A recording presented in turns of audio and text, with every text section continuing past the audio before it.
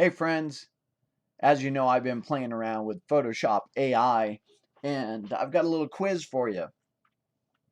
So, which one of these photos did I manipulate with artificial intelligence? Is it this one or this one?